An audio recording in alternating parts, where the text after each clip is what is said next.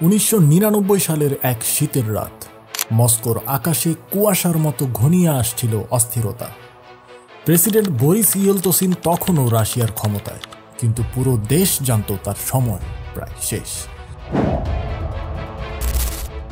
Russia তখন অর্থনৈতিক সংকটের মধ্যে, চেচনিয়ায় যুদ্ধ চলছে এবং দেশের রাজনৈতিক অঙ্গন ছিল এক অস্থির দাবার মতো।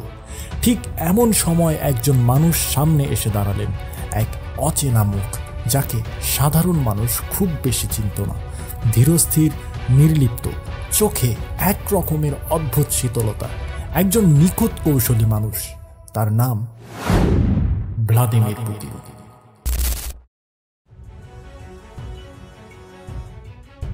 একজন প্রাক্তন কেজিবি গুপ্তচর, যার সম্পর্কে তখনকার অনেক রাজনৈতিক বিশ্লেষকরাও তেমন কিছু জানতেন না। কিন্তু অল্প কিছুদিনের মধ্যেই এই মানুষটি হয়ে উঠলেন রাশিয়ার সবচেয়ে শক্তিশালী শাসক। কিভাবে? কি ছিল তার অতীত? কিভাবে তিনি এক গুপ্তচর থেকে হয়ে উঠলেন বিশ্ব রাজনীতির অন্যতম এক প্রভাবশালী নেতা? চলুন আমরা তার জীবনের প্রতিটি রহস্য এবং প্রতিটি সাফল্যের গল্প বিশদভাবে জানার চেষ্টা করি।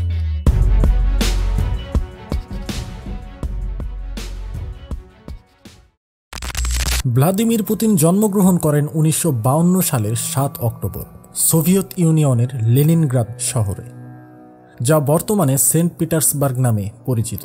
তার বাবা ছিলেন দ্বিতীয় বিশ্বযুদ্ধে আহত এক সৈনিক, আর মা ছিলেন একজন সাধারণ কারখানার কর্মী।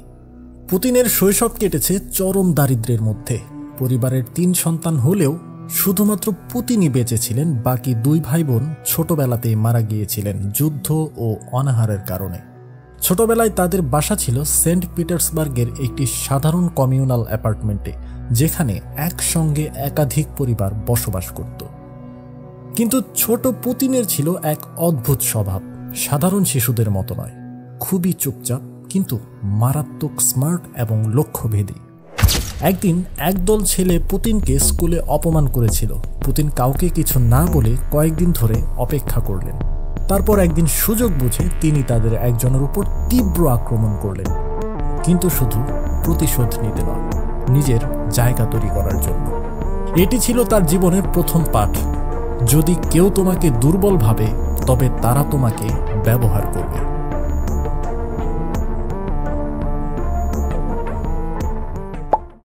শৈশব থেকেই পুতিনের আগ্রহ ছিল গুপ্তচর বৃত্তিতে। 16 বছর বয়সেই তিনি কেজিবি অফিসে গিয়ে জানতে চেয়েছিলেন কিভাবে একজন গোয়েন্দা হওয়া যায়। কর্মকর্তারা তাকে হাসি মুখে বলেছিল, প্রথমে ভালো বিশ্ববিদ্যালয়ে ভর্তি হতে হবে। পুতিন এরপর লেনিনগ্রাদ স্টেট ইউনিভার্সিটিতে আইন বিভাগে ভর্তি হলেন, কিন্তু তার উদ্দেশ্য ছিল স্পষ্ট, সে একজন কেজিবি এজেন্ট হবে। 1975 সালে বিশ্ববিদ্যালয় শেষ করে তিনি কেজিবিতে যোগ দেন। এরপর শুরু হয় তার এক অজানা রহস্যময় জীবন। তাকে প্রশিক্ষণের জন্য পাঠানো হয় মস্কোতে, যেখানে তিনি গুপ্তচর বৃত্তির সকল কলা কৌশল শেখেন। এরপর 1985 সালে তাকে পাঠানো হয় পূর্ব জার্মানিতে, যেখানে তিনি ড্রেসডেনে কেজিবির এক গুরুত্বপূর্ণ এজেন্ট হিসেবে কাজ করছিলেন। এখানে তিনি নতুন এক শিক্ষা পেলেন, তথ্যই শক্তি। গুপ্তচরদের কাজ ছিল রাজনৈতিক নেতা ও সামরিক কর্মকর্তাদের ব্যক্তিগত তথ্য সংগ্রহ করা এবং প্রয়োজন মতো তাদের নিয়ন্ত্রণ করা। কিন্তু 1989 সালে বার্লিন প্রাচীর ভেঙে পড়ার পর সোভিয়েত ইউনিয়নের পতনের সুর বাজতে শুরু করে। সেই সময় পূর্ব জার্মানিতে বিক্ষোভ শুরু হয়, আর একদিন একদল বিক্ষোভকারী কেজিবির অফিস ঘেরাও করে ফেলে। পুতিন অফিসের বেসমেন্ট থেকে ফোন করলেন মস্কোতে সাহায্যের জন্য, কিন্তু ওপাশ থেকে উত্তর এলো, আমরা কিছুই করতে পারবো না। এটাই ছিল পুতিনের জীবনের অন্যতম বড় শিক্ষা। যদি তুমি নিজেকে রক্ষা করতে না পারো, তবে কেউ তোমাকে রক্ষা করবে না। সোভিয়েত ইউনিয়ন যখন ভেঙে গেল, তখন পুতিন তার গুপ্তচর জীবনের পর রাশিয়ায় ফিরে এলেন এবং রাজনীতিতে প্রবেশ করলেন। 1991 সালে সেন্ট পিটার্সবার্গের মেয়র আনাতেলি সোবচাকের উপদেষ্টা হিসেবে কাজ শুরু করলেন। পুতিন ছিলেন নির্ভরযোগ্য, নিষ্ঠাবান এবং চরম কৌশলী। ধীরে ধীরে তিনি মেয়রের ডান হাত হয়ে উঠলেন। এরপর 1996 সালে তিনি মস্কোতে চলে আসেন এবং ধীরে ধীরে রাশিয়ার কেন্দ্রীয় রাজনীতিতে প্রবেশ করেন। 1999 সালে প্রেসিডেন্ট বরিস ইয়েলতসিন হঠাৎ করেই তাকে রাশিয়ার প্রধানমন্ত্রী হিসেবে নিয়োগ দেন। এটি ছিল এক বিস্ময়কর সিদ্ধান্ত, কিন্তু এর পেছনে ছিল এক চতুর রাজনৈতিক চাল। ইয়েলতসিন চেয়েছিলেন এমন একজন উত্তরসূরি যিনি তাকে এবং তার পরিবারকে রক্ষা করবেন, আর পুতিন সেই দায়িত্ব নিয়েছিলেন। 31 ডিসেম্বর 1999 ইয়েলতসিন আকস্মিকভাবে পদত্যাগ করলেন এবং সেই মুহূর্তে পুতিন হয়ে গেলেন রাশিয়ার ভারপ্রাপ্ত প্রেসিডেন্ট। আর এরপর থেকেই তার একচ্ছত্র আধিপত্যের শুরু হয়। 2000 সাল, রাশিয়ার রাজনৈতিক আকাশে এক নতুন সূর্যোদয়। মাত্র কয়েক মাস আগেও যিনি ছিলেন একেবারে সাধারণ এক রাজনৈতিক ব্যক্তি, আজ তিনি রাশিয়ার সর্বময় ক্ষমতার অধিকারী। প্রেসিডেন্ট বরিস ইয়েলতসিন পদত্যাগ করেছেন এবং তার উত্তরসূরি হিসেবে ভ্লাদিমির পুতিন শপথ নিয়েছেন রাশিয়ার প্রেসিডেন্ট হিসেবে। কিন্তু অনেকেই তখনও সন্দিহান ছিলেন, একজন সাবেক কেজিবি এজেন্ট কি সত্যিই দেশের নেতৃত্ব দিতে পারবেন? রাশিয়ার জনগণ কি তাকে গ্রহণ করবে? আর সবচেয়ে বড় প্রশ্ন ছিল, তিনি কি ইয়েলতসিনের মতো দুর্বল হবেন, নাকি রাশিয়াকে আবার সুপার পাওয়ারে পরিণত করবেন? এই প্রশ্নগুলোর উত্তর পেতে বেশি সময় লাগেনি। ক্ষমতায় এসেই পুতিন বুঝিয়ে দিলেন তিনি কেবল একজন প্রেসিডেন্ট নন, তিনি রাশিয়ার ভবিষ্যৎ নির্ধারণ করতে এসেছেন। প্রেসিডেন্ট হওয়ার পরপরই পুতিন তার প্রথম বড় চ্যালেঞ্জের মুখোমুখি হলেন চেচনিয়া যুদ্ধে। 1999 সাল থেকেই রাশিয়া চেচনিয়ায় সন্ত্রাস বিরোধী অভিযান চালাচ্ছিল, কিন্তু যুদ্ধ ক্রমশ জটিল হয়ে উঠছিল। পুতিন জানতেন, যদি তিনি এই যুদ্ধ জিততে পারেন তাহলে জনগণের মনে তার জন্য এক অটল আস্থা তৈরি হবে। তাই তিনি কঠোর দমন নীতি গ্রহণ করলেন। রাশিয়ান সেনাবাহিনী চেচনিয়ায় প্রবল আক্রমণ চালালো এবং অবশেষে 2002 সালের মধ্যেই যুদ্ধের অবসান ঘটে গেল। এটি ছিল তার প্রথম সাফল্য, একজন শক্তিশালী নেতা হিসেবে নিজেকে প্রতিষ্ঠিত করার জন্য। এরপর তিনি মন দিলেন অর্থনৈতিক সংস্কারে। 90-এর দশকের বিশৃঙ্খল পরিস্থিতির পর রাশিয়ার অর্থনীতি ছিল ভেঙে পড়ার পথে।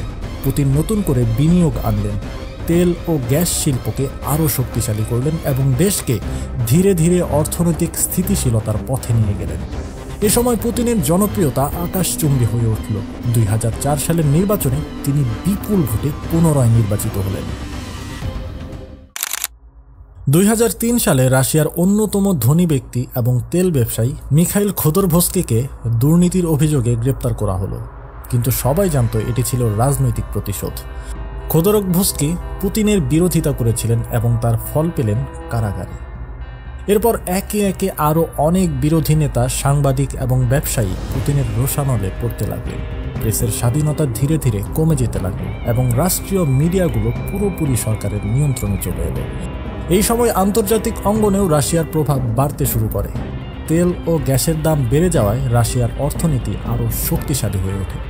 পশ্চিমা বিশ্ব বুঝতে পারে পুতিন শুধুমাত্র রাশিয়ার প্রেসিডেন্ট নন, তিনি একজন নতুন যুগের সুপার পাওয়ার নেতা। কিন্তু রাশিয়ার সংবিধান অনুযায়ী পুতিন টানা 3 বার প্রেসিডেন্ট থাকতে পারবেন না। তাহলে এবার তিনি কি করবেন? আর এই সময় তিনি তার কৌশলী খেলাটি খেলবেন। 2008 সালের নির্বাচনে পুতিন প্রেসিডেন্ট প্রার্থী হলেন না, তার জায়গায় প্রেসিডেন্ট প্রার্থী হলেন দিমিত্রি মেদভেদেভ, যিনি পুতিনের সবচেয়ে বিশ্বস্ত ব্যক্তি ছিলেন, আর পুতিন নিজে হলেন প্রধানমন্ত্রী। কিন্তু বাস্তবতা ছিল সম্পূর্ণ ভিন্ন। সকলেই জানত রাশিয়ার আসল ক্ষমতা তখনও পুতিনের হাতে। মেদভেদেভ ছিলেন শুধু নামমাত্র প্রেসিডেন্ট। 2012 সালের নির্বাচনে সংবিধান পরিবর্তন করে পুতিন আবার প্রেসিডেন্ট প্রার্থী হলেন এবং বিপুল ভোটে জিতলেন। এবার প্রেসিডেন্টের মেয়াদও 4 বছর থেকে 6 বছরে বাড়িয়ে নেওয়া হলো। 2014 সালে রাশিয়া ইউক্রেনের ক্রিমিয়া অঞ্চল দখল করে নেয়। এটি ছিল ঐতিহাসিক পদক্ষেপ। পশ্চিমা বিশ্ব এর তীব্র বিরোধিতা করলে পুতিনের জনপ্রিয়তা রাশিয়ায় বেড়ে যায়। 2015 সালে সিরিয়ায় গৃহযুদ্ধ চলছিল এবং পশ্চিমা বিশ্ব প্রেসিডেন্ট বাশার আল আসাদকে ক্ষমতা থেকে সরাতে চাচ্ছিল, কিন্তু পুতিন সরাসরি সিরিয়ায় সেনা পাঠান এবং আসাদ সরকারকে বাঁচান। এর মাধ্যমে রাশিয়া মধ্যপ্রাচ্যে নিজেদের অবস্থানও শক্ত করে ফেলে। এ সময় বেশ কয়েকজন রুশ সাংবাদিক এবং গুপ্তচর নিহত হতে থাকেন।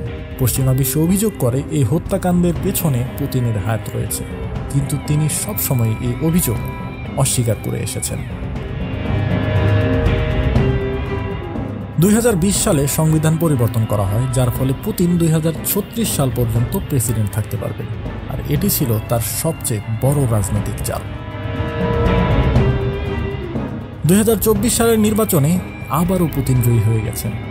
তার বিরোধীরা কেউই শক্ত প্রতিদ্বন্দ্বী হতে পারেনি।